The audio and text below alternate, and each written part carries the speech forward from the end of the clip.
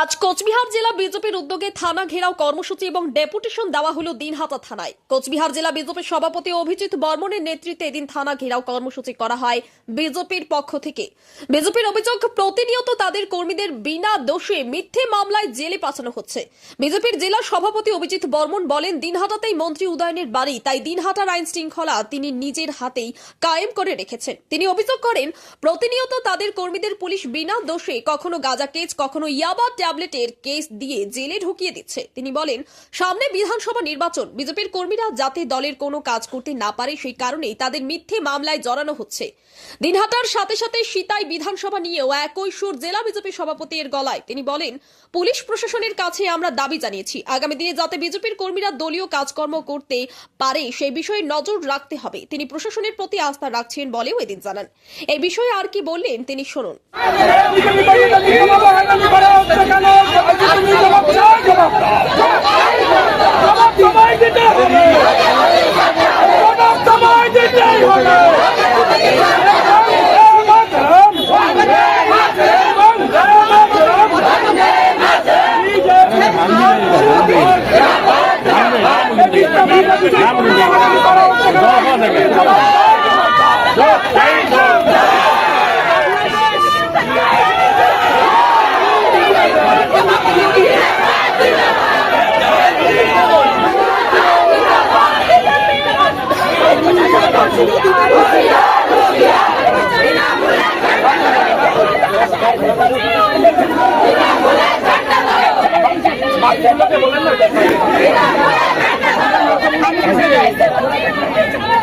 কেন তো এদের কৃষ্টি আছে, এটা তো আজকের নতুনত্ব কিছু নয়।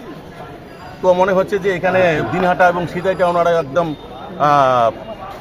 কি বলবো যে কবজা করে নিয়েছে, মানে তাদের দৌলতে চলছে।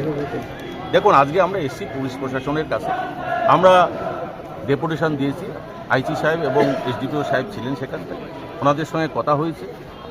বিভিন্ন ঘটনা ঘটছে, মিথ্যা কেসে কর্মীদের ফাঁসানো হচ্ছে, কাউকে হয়তো গাঁজা কেস দিয়ে, কাউকে হয়তো ইয়াবা ট্যাবলেট দিয়ে, বিভিন্নভাবে যাতে জেলে পুরনো যায়, অর্থাৎ ইলেকশনের আগে যাতে আমাদের ভারতীয় জনতা পার্টির কর্মীরা কাজ করতে না পারেন তার ব্যবস্থা তিনি করছেন। তো এখানে জানেন আপনারা যে এখানে মন্ত্রীর বাড়ি, তো তার নির্দেশে এই সমস্ত কিছু ঘটছে। কৃষ্ণকমলকে অ্যারেস্ট করানো হয়েছে, সুশান্ত দাস মন্ডল প্রেসিডেন্ট তাকে অ্যারেস্ট করানো হয়েছে, কৃষ্ণ বর্মন তাকে অ্যারেস্ট করানো হয়েছে। তো আমরা বলছি যে শুধু ক্রিমিনাল কি ভারতীয় জনতা পার্টির কর্মীরাই? তাহলে আদার্স কোনো লোক এখানে নেই ক্রিমিনাল? তো সেই জায়গাটাই প্রশ্ন। তো আমরা বলছি যে আগামী দিনে ভারতীয় জনতা পার্টি কার্যক্রম করবে, তার ব্যবস্থা আপনাদের করতে হবে যাতে সুষ্ঠুভাবে অবশ্যই প্রশাসনের উপরে কেন ভরসা থাকবে, কিন্তু যদি প্রশাসন কথা দিয়েছেন, যদি কথা রাখতে না পারেন, তখন আমাদের ভারতীয় জনতা পার্টির পক্ষ থেকে যেটা ডিসিশন নেওয়ার আমরা নেব, যেটা আন্দোলন করার আমরা করব। অনেক বছর ধরে আমার পছন্দের গয়না সঞ্চয় করেছি, এবার দেব আমার প্রিয় মানুষ। না, it's yours. Now it is yours.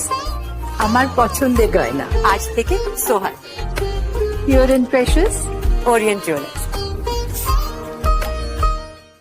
যদি এখনও আমাদের খবরের দর্পণ চ্যানেলটি সাবস্ক্রাইব না করে থাকেন তাহলে এখনই সাবস্ক্রাইব করুন, সঙ্গে বেল বাটনটি ক্লিক করুন আর পেয়ে যান সব খবরের দ্রুত ভিডিও আপডেট।